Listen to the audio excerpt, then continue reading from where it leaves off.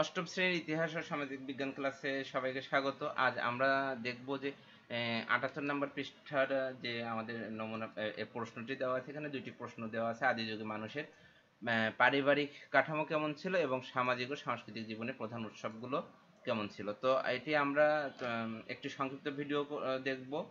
তোমরা জানো যে সংক্ষিপ্ত ভিডিওগুলোতে আমি শুধু তোমাদেরকে উত্তরটা দেখানোর চেষ্টা করি এবং আলোচনা করি না। আলোচনার জন্য কিন্তু আলাদা ভিডিও আছে, সেখান থেকে তোমরা দেখে নিতে পারবে।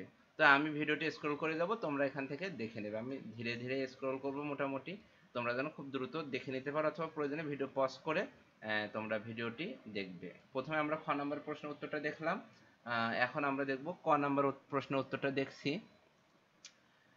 আচ্ছা, আর যারা এই চ্যানেলটিতে নতুন আছো তারা চ্যানেলটি সাবস্ক্রাইব করবে, অথবা যাদের সাবস্ক্রাইব করা নেই চ্যানেলটি সাবস্ক্রাইব করে রাখলে খুবই খুশি হব।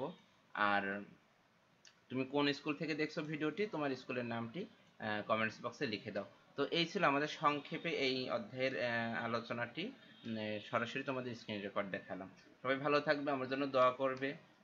আর তোমার কোনো প্রশ্ন থাকলে, স্কুলে নতুন কোনো অ্যাসাইনমেন্ট থাকলে অবশ্যই কমেন্টসে জানাবে, আমি সেটি দেওয়ার চেষ্টা করব। সবাই ভালো থাকবে, আল্লাহ হাফেজ।